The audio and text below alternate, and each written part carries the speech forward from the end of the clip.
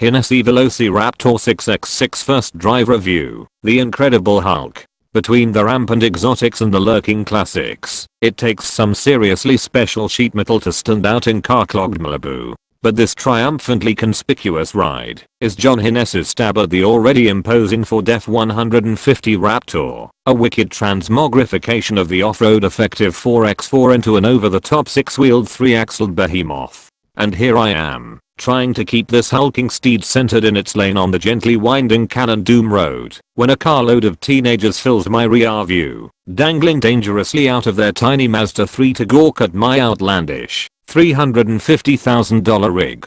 The Hennessey VelociRaptor 6x6 starts life as a fully loaded off-the-shelf Ford F-150 Raptor SuperCrew, and undergoes extensive surgery that includes sawing and extending the frame rail around 4 feet, shifting the rear axle aft of a newly installed second axle, and replicating the remote reservoir Fox racing shocks across all 4 rear wheels which pivot off the frame and are linked by a leafspring setup.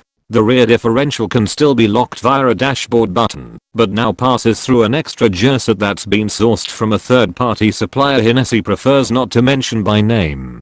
Huskier tires add 1.5 inches of height, and along with the lifted suspension the overall altitude gain measures 8 inches.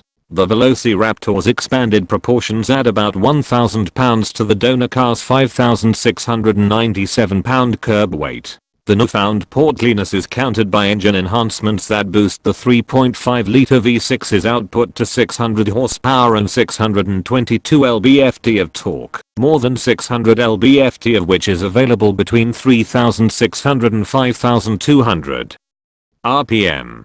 Tweaks to mill include revised intake, exhaust, intercooler, and blow-off valve components, adding 150 horsepower.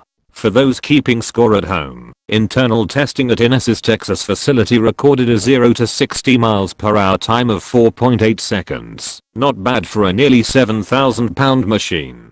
For what it's worth, Hennessey says the engine's internals weren't altered, and that it was possible to coax more power out of the 3.5-litre engine, though the current mods are comfortable enough to warrant the 3-year 36-month warranty. Also under shade is the 10-speed automatic transmission, which has handled up to 700 horsepower in previously modified Raptors. Hennessey says he's confident the stock transmission can handle the loads. Twin, side-mounted exhaust pipes belt out a bass-heavy soundtrack, lay into the throttle and the decibels pour out generously, as does the acceleration. Though it's not super quick, the VelociRaptor has enough urgency to belie its size. That being said, 10-speed automatic to downshift more eagerly, in order to keep the engine in its sweet spot. Overriding in manual mode, and using the paddle shifters helps somewhat, but ideally the system would be a tad more aggressive without the intervention. I also noticed an occasional tendency for power transfer to pulse a bit during acceleration on uphill stretches, as though the throttle was alternating instead of delivering constant power.